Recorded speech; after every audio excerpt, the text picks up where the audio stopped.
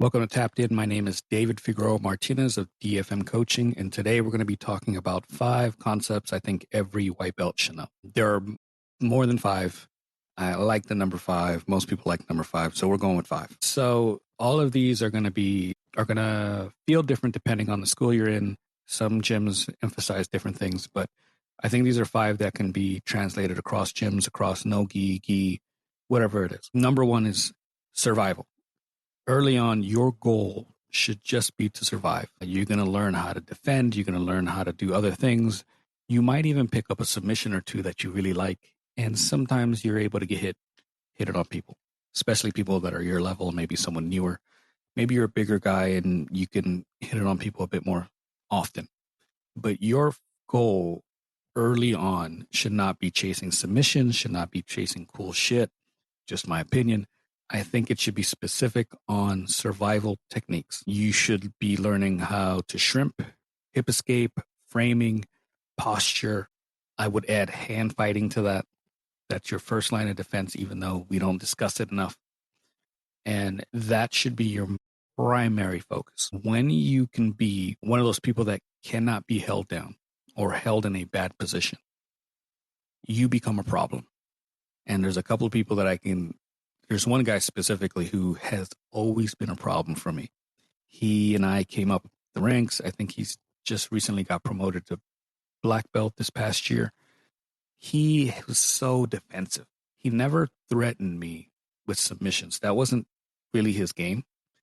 But I couldn't submit him to save my life. I could not submit this man. And I tried every chance I got. Every time we got paired together, I'm like, I want to submit this guy finally. Never happened. Never. Trained for years. Never happened. He was just so defensive. And there's something you can argue, like maybe he's too defensive. He's not offensive enough. That's another discussion. But he was so defensive that to me, it felt like he didn't have any major concerns about being swept, about being put in a bad position, because he knew he can get out of things. He knew he can hold himself in a position where the arms were never really out of position. They were never away from the body. He just had that ability. And it was something that I always kind of envied, because if your defense is so strong that you can't be submitted, is there really any fear in jiu-jitsu? Like at that stage, I'm pretty defensive myself, but sometimes I get caught, but I also play a slightly different game. But that being said, you really need to focus on defense. Do not count your wins in terms of I got submissions. Count them more on, did I get out of a bad position? Did I work out of a submission threat? Did I defend the hands? Did I defend the grips?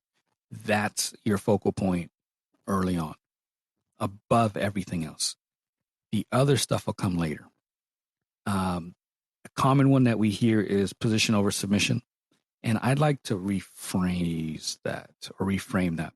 Oftentimes it's shown as in like, get to a dominant position, top of side, top of mount, north, south, and then control the body as much as you can, and then isolate a limb or get a choke and finish the bout.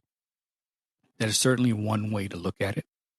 My opinion, I think position does not necessarily mean top. I think a position can be top or bottom, but your job is to isolate and control. So let's say I'm in bottom of close guard. That is a position. My job is to position myself in such a way within that position where I can isolate limbs or aim for chokes where they cannot get out, and I'm not just throwing something out. That to me is position over submission. It is not necessarily get on top, dominate that position, and then get a sub. That's one way to look at it, and that's probably the most common way to look at it. But really, we should be looking at it as in, whatever the position that I choose, how am I isolating limbs, isolating collar chokes? How am I controlling my opponent so that they can't get out? That is the position. If I can own the positions regardless of where they are, then the submissions come into play.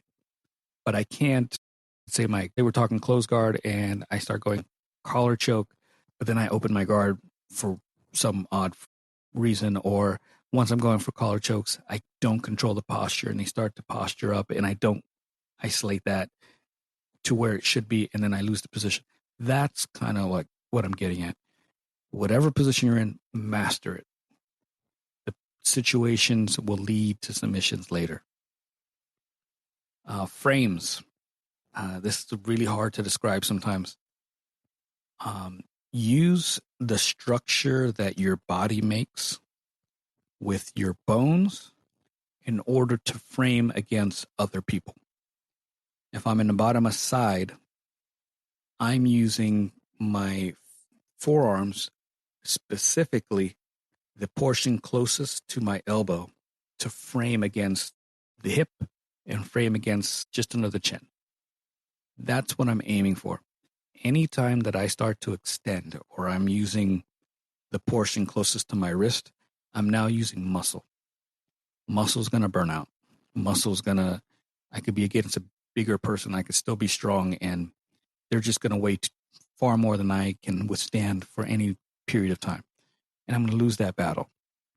So if I can use frames, specifically, again, the structure of my arms, the structure of my legs, to create a solid frame that does not require me to use strength, I'm usually in a solid position. You could also use the frame when you're in the bottom of mount. I love to frame my forearm against the hip, and I can hold people off. I can bridge, frame there, create space where my legs can get back into play. But if you're in a spot where let's say the match is 6, 7, 8 minutes, and you're on bottom most of that. If you're exhausted by minute 2 or 3, your framing isn't as great as you think it might be. So work on ways to, even though you're on bottom and you're getting smashed, ways to use your frame subtly where you're not using a whole lot of energy and most of all muscle. It's going to burn out. It's going to tire you out. And then you're going to be susceptible to submissions at that point. Tap early and fast. Don't go into any of these rounds, especially at all, but especially early on, thinking that you're going to power out of submissions, thinking that you're going to explode out of things. Some of us get lucky and we're genetically further along than other people, and we can push things. We can blast out of an arm bar. Most of us cannot. And even if you're super strong and athletic, against someone who knows what they're doing and has supreme controls, you're going to tap. If you're getting your arm exposed, let's say it's getting extended for an arm bar, understand where you need to submit early and not late. I don't wait till my arm is extended. I generally, especially with people who I know might blast into a submission, I tap before I get to the 90 degrees, simply because I'm worried that they'll yank and use body weight to submit. And then by that point, now I'm injured. There are times when accidents happen, and you're just going to have to, it's part of the sport. But then there are also those moments where maybe you're tapping too early. Understand there's a middle ground. I don't want to tap before there's any pressure on most submissions, but I also don't want to tap late. So there's going to be a moment where you're going to not quite understand what that means. Experience will show you the way. But early on, if you're not sure, just tap a little early. Understand that, hey, I'm not getting out of this. And maybe there's points where you understand that something's threatened and you yourself know, I don't know how to get out of this. Tap. It's okay to. If you're in positions where you cannot physically tap, use your foot or verbally tap. Tap, tap, tap, tap. That's enough. There's moments where like a submission comes on kind of tight or fast for people, and you'll hear them just blurt out repeatedly, really quickly. Or there's moments where I know it's going to come on kind of fast, and I say it a little early just to save my limb, my arm, my wrist, whatever. Understand that you don't learn alone. And there's a really important idea shift that some of us have to have. I came up where I didn't feel comfortable asking questions. It's my biggest fault coming up. I didn't ask enough. So it took me, I think, longer to understand certain concepts and ideas because I didn't have that person that I felt comfortable asking necessarily all the time. Ask questions. If you're fortunate enough to have a gym or a professor, coach, instructor who actually has a time set aside during class for Q&A, or they ask at the end of class any questions, take advantage of it. If you're asking it, there's a high probability that someone else in that class will probably need that same information. And sometimes your question is a solid question, but no one's even thought of the question because maybe you've been finding yourself in a specific position that other students have not, or maybe you have a very analytical mind and you look at things a little differently. Your questions are important. Ask. If you don't feel comfortable asking in the moment during class, tell the instructor to decide and be like, hey, I didn't feel comfortable asking, but I am having this issue. We love answering questions. We love giving feedback. We love providing answers. But we don't want to do that unsolicited sometimes.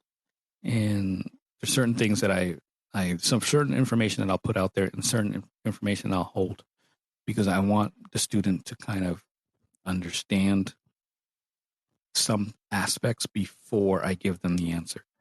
And I don't want to ruin your curiosity. And curiosity is one of those things that you have to have in the sport. I want students to be curious. I want students to question things. I want students to understand. It is perfectly fine to ask. I don't know if there's anything else. One that comes to mind, underhooks usually win. If you can get an underhook, you're probably in a good spot. And I know that's not a 100% answer. There's going to be moments where you're going to get an underhook and someone steps over you and starts going for a submission. I do that to people from time to time. But generally speaking, underhooks are a great thing to understand. So if you can get it working early and understanding that I need an underhook to control the body when I pass. I need an underhook when I'm trying to escape. I'll need an underhook from time to time when I'm doing certain takedowns. Underhooks usually win. Don't quote me 100%, but usually. Anyways, if you have any questions, comments, suggestions, please hit me up, dfm.2099 on Instagram and Threads. If you'd like to work with me, remote coaching, workshops, private lessons, you can hit me up at dfmcoaching.com. Until next time, thank you so much.